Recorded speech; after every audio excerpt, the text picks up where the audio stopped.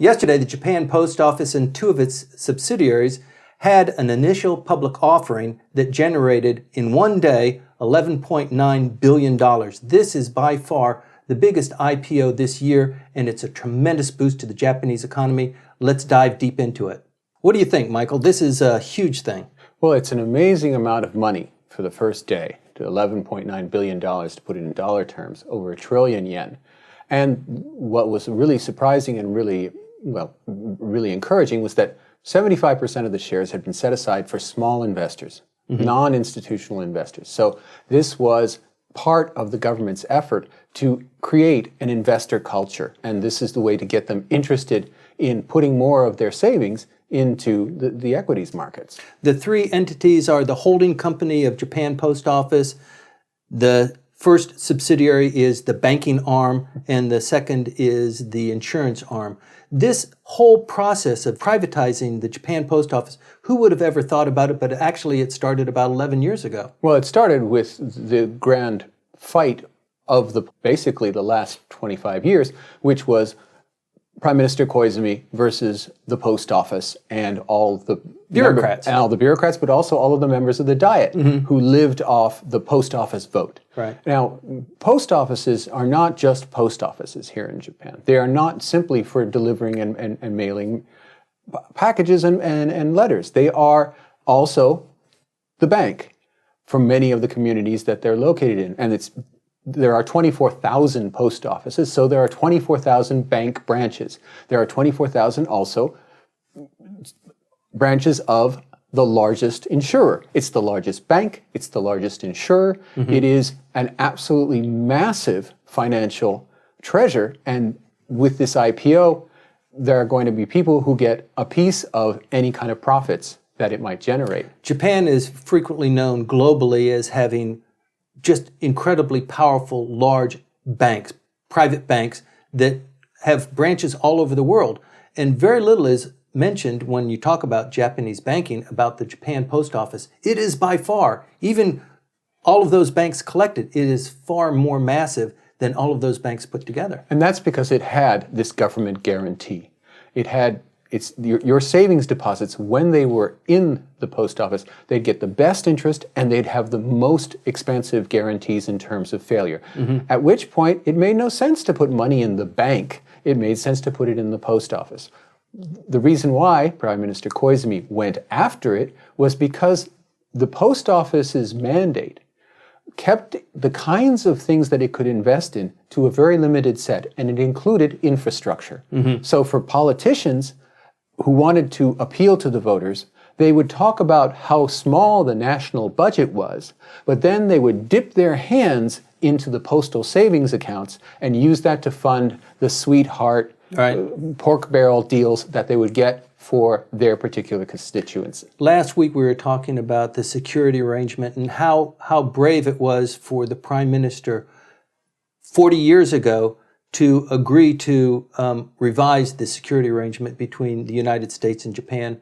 And at the time, it caused great turmoil. And looking back at it now, it looks like that was the proper thing to do. Similarly now, looking back at what Koizumi pulled off, he was trying to extract the stranglehold that the bureaucrats had on the whole nation, on trade affairs, on legal provision of services, on the banks themselves, which were all basically defunct and were not able to lend money. He came in and forced them to clean up the non-performing loans that the bureaucrats would just not let them get rid of. He consolidated some of the ministries. He limited the number of and the reach of some of the ministries into the various industries. He really did an amazing job, but it really has taken about 15 years for some of that to filter out and to be cobbled together so that people enjoy the benefits of what he launched. Well, there's going to be a reflection on Prime Minister Abe of some sort from this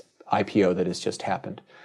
Koizumi, yes, got it started, and then it languished. And in fact, the privatization reversed itself under the DPJ.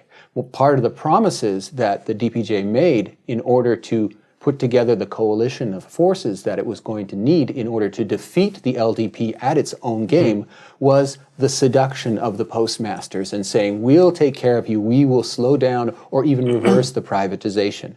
And they did that. They actually they put the brakes on the privatization so that it's now come out during Abe's time. So Abe is going to reap whatever PR benefits there are from this action. Okay. The number of bureaucrats throughout the entire Japanese government, less than half of them were postal employees. That's right. The national, before this privatization, the national government's set of employees, most of them were working in the post office, and then another big chunk was those working in the self-defense forces. Aside from those, the government of Japan is rather small as compared to other governments overseas. Now, you talk about the biggest IPO. Well, you can talk about the IPO that took place involving NTT. That was immense also. And of course, before that, the really big one in terms of labor relations within this country was when Japan National Railways, JNR, became JR, all the different pieces that we have today. That was also an immensely important privatization, and that happened under Prime Minister Nakasone. So privatization has been marching forward. We had JNR first, and then it took a few more years, and then they had the ability to jump out with NTT. And now, with the post office, we have the big whale. It's huge. I mean, $11 billion in one day. And it's just a tranche of it. It's going to continue. That's just yesterday. Yeah, and it's going to be slowly privatized. Whether it's going to be completely privatized, hard to say, because the timetables are just unclear. And for certain industries, for example, JT, Japan Tobacco, has been privatized, but the government still owns most of the stock. Right. So privatization goes forward in a haphazard manner. Is this not just a trick, though? I mean, is this a way to get to small and medium companies and moms and pops to take their money that they've been saving and inject it into the economy? I mean, what does this actually mean? Does this do anything for the economy? Does this money that's $11 trillion, now, where does that go, and how does that benefit, the economy, other people that are, making a living here? Well, the 11 trillion goes to the national treasury. I mean, the 11 billion. And that's going to help pay for things that otherwise would have to be paid for in taxes. Of course, you can only do this once. You sold it and that's it. Your asset, that part of the asset is gone. But nevertheless, it is part of a way of balancing overall the budget. It'll be a big slice. It's not enough by any means to fill the hole that each year is opened by the national deficit. That, of course, is closing for other reasons, mostly having to do with taxes from corporations and also taxes from individuals. Now, what's the payoff in all of this? Well, it's going to be hard to say. There's a problem with post offices in that you have to provide universal service. And there are 24,000 branches of this entity, and they're all over Japan, even in the most remote and least populated places. And frequently in those least populated places, they're the only financial institution there. Up until now, the insurance arms and the banking arms have been boosting the part having to do with deliveries and logistics. That one part of the company was not put on the stock market yesterday, which is the Japan Post Office. Japan Post Office Holdings, the overall holding company, that was put on the market, as was insurance and banking. Okay, but it's important to point out here that the whole block was not sold. I mean, the Japanese government still retains, about 50% of... It retains a very, very large percentage of it. But in the terms of the delivery aspect, what we normally associate with the post office, the little green cars and the little green red bicycles. I'm sorry, not green, but red. Right. These things are... Well, there's the Japan Holdings, there's 5 subsidiaries. They took 2 of those and threw those in. Yeah, but the other big subsidiary is the one that they're trying to build up in some way to resemble Deutsche Post or the Royal Mail or some kind of logistics company. That arm was the one that acquired the Australian logistics company Toll.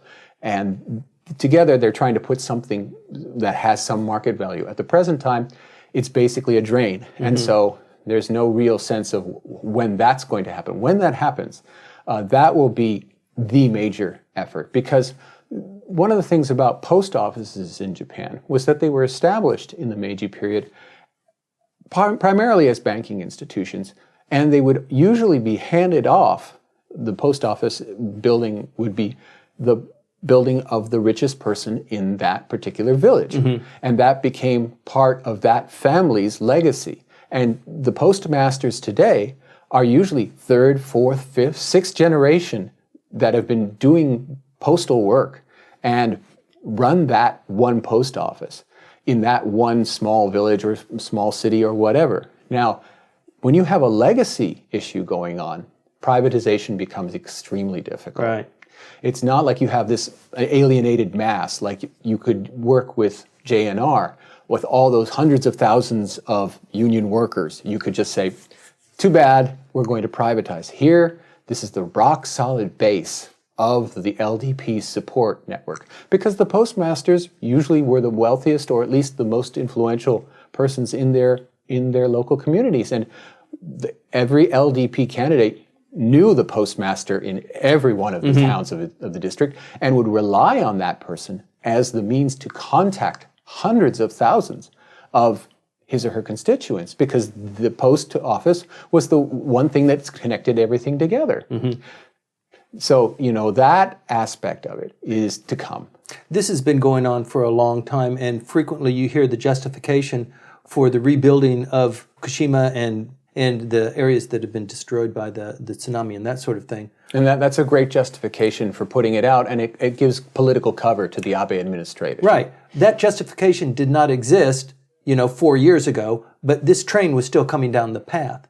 Had they generated $11 billion, without that disaster, how would that have changed the mix or the tax hit or anything like that? I mean, I can't speculate about things that didn't happen. All we know is that the Abe administration did use the excuse that we do have this financial problem involving this unanticipated cost, and let's take care of it with this privatization. So the privatization, which was long planned, has got an excuse. Okay, now that it's privatized, presumably outside influence will come in and try and fix how things are done, how money is created, how services are provided. You would expect there to be an injection of new technology, new ideas. Well, certainly without the government guarantee and the government ownership, the managements of these new subsidiaries and the holding company will probably be more adventurous as Japanese can get, which may not be enough for international investors,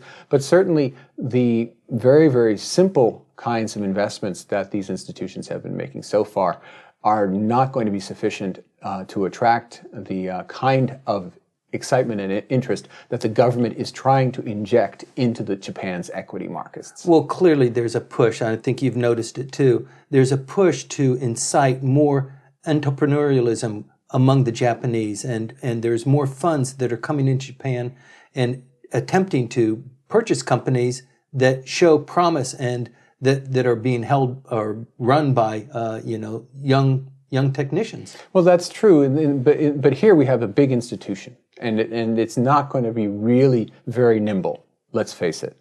They're not going to be able to do a lot of new stuff. That's why they're going the acquisitions route, taking the money that they pull in from things like the IPO and deploying it in such a way as to get those innovative new facets that it needs in order to be a more viable and exciting international entity. This is the largest IPO in Japanese history. It's the largest IPO, at least this year. Last year was Alibaba, which was twice as big, but it's a Chinese company, it's 10 times as many people. Here we have basically Japanese investors who like to play the stock market in a rather, let's say, recreational way, buying into this in a big way. Whether this stimulates a further influx of funds into the equities markets is what the government's going to be looking at. Before we wrap it up, let's just talk about the anticipated strike price and how things ended up yesterday. It looks like they targeted a certain price and they exceeded that by pretty good margins. Yeah, they did leave a little bit of money on the table by underpricing it a little bit. But nevertheless, you also want to have that newsworthy pop up in the prices, and they got that. So they got pretty much the best of all worlds. Great.